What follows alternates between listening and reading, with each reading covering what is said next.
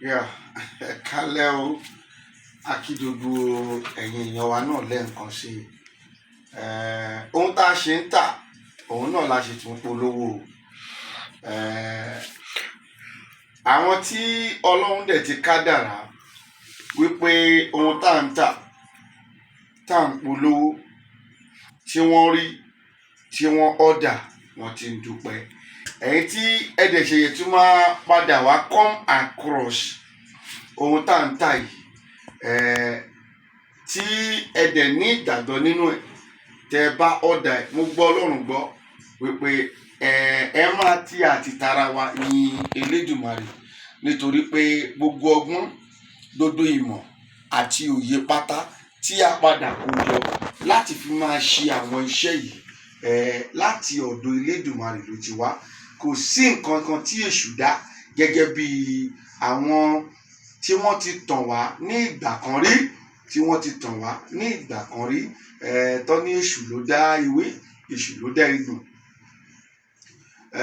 Wọ́n wá tàn wá débi pé wàhálà wa bẹ̀rẹ̀ nínú ayé, ara wàhálà yẹn náà ló ṣì wà, la ṣì wà nínú ẹ̀yìn sìn yìí. Gbogbo tí wọ́n pè ní ewé àti egbò, Ọlọ́run ló dá, kì í ṣe fún èṣù rárá. Èṣù ò rí nǹkan kan láti dá o. Ohun tí èṣù dá ni wípé gbogbo ibikíbi tó bá ń dùn kóun lọ ba ibẹ̀ jẹ́. Ọlọ́run ò ní jẹ́ kí ibi tó ń dùn fún wa kí èṣù kó ba ibẹ̀ jẹ́ o, pẹ̀lú àṣẹ Èdùmàrè. Mo fẹ́ polówó àwọn ọṣẹ yìí. Gẹ́gẹ́ bí ẹ ti mọ̀ wá, ẹ dẹ̀ ti mọ orúkọ wa. Odù ni wá, a kì í ṣe àìmọ̀ fún olóko. Orúkọ mi lẹ́ẹ̀kan sí, òun ni Baba Confirm JP.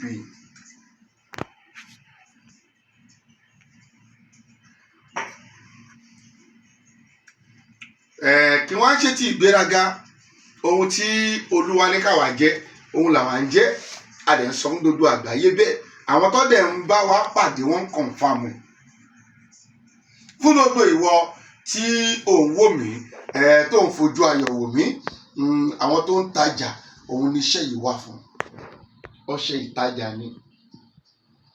Tó dẹ̀ múnádóko, ọṣẹ ìtajà ni òun lórí yìí. Ọṣẹ ni ó múnádóko. Ìwọ tó ń tajà. Sọ pé December tó ti wọlé báyìí. Àti January la ti ń polówó onínàláì nàláì. Síbẹ̀síbẹ̀ o kú òlójú kan o. Àwa ò dẹ̀ gbàdúrà kó má kú òlójú kan. Nítorí pé a ò gbàdúrà ẹ̀ náà ló ṣe pé àtúpadà tó gbé ọṣẹ ìwà báyìí. Ọṣẹ ìtajà nìyí o. Fún gbogbo ìwọ tí ń tajà tó o dẹ̀ fẹ́ rí ọjà tà kíákíá bísàbísà. Òun nìyẹn o. Ojú òní tiẹ̀. Ọṣẹ ìtajà. Òun lórí yẹn. A máa fídíò ẹ̀.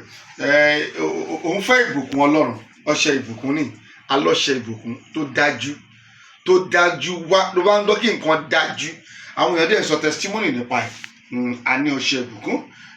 Awebidanu nìyí. Ó sá eré títí. Ó sá eré títí. At the end of the day, o rí pé nǹkan tó ń sáré fún wọ̀ báyìí náà ni kò tẹ́ ẹ lọ́wọ́. O nílò láti wẹ ibi o. Awebidanu nìyí. Ọṣẹ tó ń wẹ ibi dànù. Ọṣẹ tó ń wẹ delay. Tó ń wẹ bad luck. Òun ló wà lọ́wọ́ mi yìí. Obìnrin ni, ọkùnrin ni, kó o tètè ọ̀dà tiẹ̀. Ọṣẹ tó ń pè ní ọṣẹ awebidanu nìyí. A tún ní ọṣẹ kan náà mi báyìí táwọn èèyàn ti jẹ àǹfààní tó ti jẹ orí ọ̀fẹ́ gan. Wọ́n ń pè ní ọṣẹ ituwo awẹ́là. Ọṣẹ ituwo awẹ́là. Òun nìyí. Kó tètè mójútó kíákíá. Ituwo awẹ́là yìí, bó bá ń wẹ̀ lójú àwọn tó jẹ́ wípé wọ́n de ṣẹ̀kẹ̀ṣẹ̀kẹ̀ mọ́ lọ́wọ́ nínú ẹ̀mí tí wọ́n tajà, wọn ò rí owó ọjà tó ń tà. Wọ́n bá tó lọ yáwó pọ̀ tó ní orówó san fún àwọn tí wọ́n yá owó lọ́wọ́ rẹ̀. O nílò ọṣẹ yìí o. O nílò ọṣẹ tó wà lọ́wọ́ mi yìí. Ituwo awẹ́là ni. Tó bá ń wẹ̀, a máa tú ọwọ́ lára ẹ̀, ọwọ́ ọ̀tá, ọwọ́ èṣù, ọwọ́ àwọn aṣeni, a máa tú kúrò lára ẹ̀. Wàá tún wá rí pé o ti wá ń dabẹ̀ láti máa tún fi ṣe ohun rere. Òun ló pè ní ituwo awẹ́là. Ẹbí àwọn àgbàlagbà nìyí. Bọ̀ táwọn àgbàlagbà ń kọjú ìjà sí. O nílò ọṣẹ yìí o. gbogbo ohun tó ṣe ó wà nílùú òyìnbó 10 years àìmọye mélòó ní tẹ̀fẹ́ gbọ́ ojoojúmọ́ ni àwọn ní 10 years àwọn ní 15 years àwọn ní 4 years àwọn ní 17 years oní 20 years nílùú òyìnbó tí wọn ò tí ì ralẹ̀ sí Nàìjíríà àwọn àgbà ló ń tẹ̀lé ẹ o onídìí ọṣẹ àwọn àgbàlagbà ó fẹ́ gba ìwé òríwé ìgbélúgbà onídìí ọṣẹ àwọn àgbàlagbà ó sá gbogbo eré títí nílùú òyìnbó ó rí ṣe onídìí ọṣẹ àwọn àgbàlagbà wọn sì yẹn débẹ̀ ni òun wọkọ ni òun wáya ni ọṣẹ ìfẹ́ràn nìyí tó dájú wàláì àwọn tó ti ọ̀dà ẹ̀ wọ́n ń dúpẹ́ ni òun wọkọ òun wáya òun wá àwọn níbi tó ti ń ṣiṣẹ́ wọ́n ètì ẹ níbẹ̀ ó wá fẹ́ kí wọ́n fẹ́ràn ẹ ọṣẹ ìfẹ́ràn nìyí o kó tètè mú tiẹ̀ òun fẹ́ ọṣẹ aṣínà ọṣẹ aṣínà nìyí ọ̀nà dí gágá gbogbo ẹ̀ dí ọ̀dà fún ọṣẹ aṣínà tiẹ̀ ọṣẹ túdé nìyí tó bá ti dè pátápátá àgàgà pé wọ́n máa ń forí kó aláǹtakò ọṣẹ yìí máa ràn ẹ́ lọ́wọ́ kúrò ní ọ̀rọ̀ aláǹtakò òun forí ká aláǹtakò òun jẹ oúnjẹ ojú oorun òun ṣe ìbálòpọ̀ ojú oorun ọ̀dà fún ọṣẹ túdé o má tanra ẹ má tanra ẹ rárá a ní àkànṣe ọṣẹ àánú bíbà yìí ọṣẹ táwọn èèyàn fi ń ṣàánú èèyàn òun lórí ìkó ọ̀dà fún tiẹ̀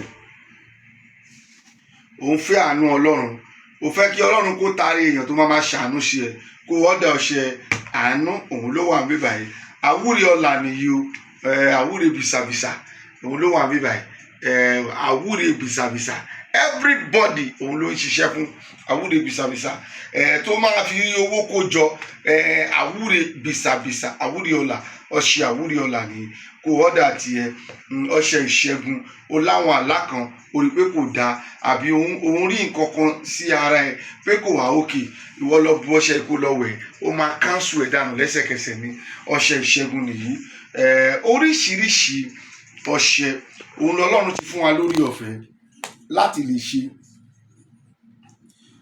ìwọ tí o bá wá tó wá padà rí pé tìyẹ ò sí ń bíbà yìí try láti pè mí sóhun tó o bá fẹ́ fún wa tó bá wà lọ́wọ́ wa àwa jẹ́ kó gbọ́ Jesus Christ àjẹ́ ò gbọ́ gbogbo tó bá fẹ́ ìwọ kó pè wá lórí aago wa lórí workshop number wa kó mẹ́sẹ̀gì wa tó bá wà lọ́wọ́ wa àjẹ́ ò gbọ́ pé ó wà lọ́wọ́ wa o ohun tó béèrè yìí tó bá sí lọ́wọ́ wa àjẹ́ ò gbọ́ nítorí pé àwa tó rí yìí àwa ò rẹ́dì láti sọ ara wa lẹ́nu ó wá ń bẹ yẹn ó wà nílùú òyìnbó ó ṣe ẹ̀záàmù kìíní òyì ẹ̀ ò gbé mọ́ ó ṣe ẹ̀záàmù kejì ó lulẹ̀ ìtòpó yì ẹ̀ ò gbé ó ṣe ẹ̀záàmù kẹta náà ó tún ti lulẹ̀ òyì ẹ̀ ò gbé onídìí oògùn ìsọ̀yè nìyẹn a ní oògùn ìsọ̀yè tó yọrantí pè wá fún oògùn ìsọ̀yè oògùn ìsọ̀yè wà tá a máa ṣe fún ẹ èyí tó máa dà sínú oyin tó máa lá nínú oyin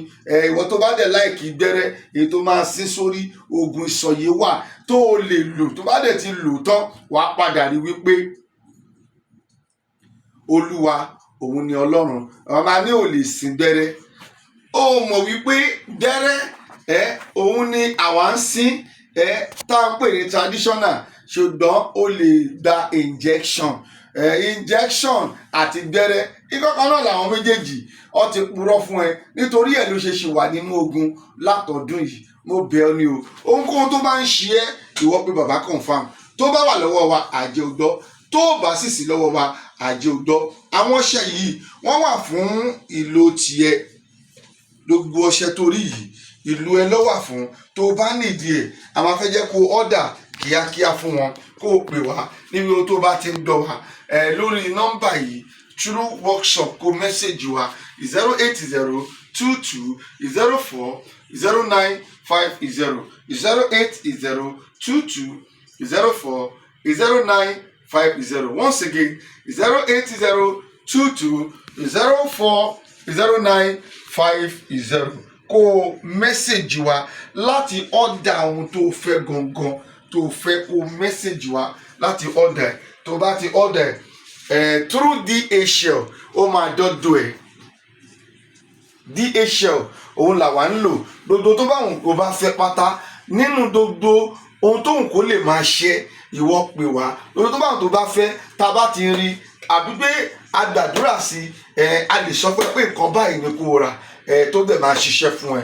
Ohun tó bá wá fẹ́ gbé dé anywhere tó wà DHL wà nílẹ̀. Even nínú Nàìjíríà kò síbi tíṣẹ́ wa kì í wọ̀, lókè òkun kò síbi tíṣẹ́ wa kì í wọ̀. DHL has make it to be possible for us to send all our products to anywhere in abroad. They will bring it to your doorstep. I am telling you. God bless you once again.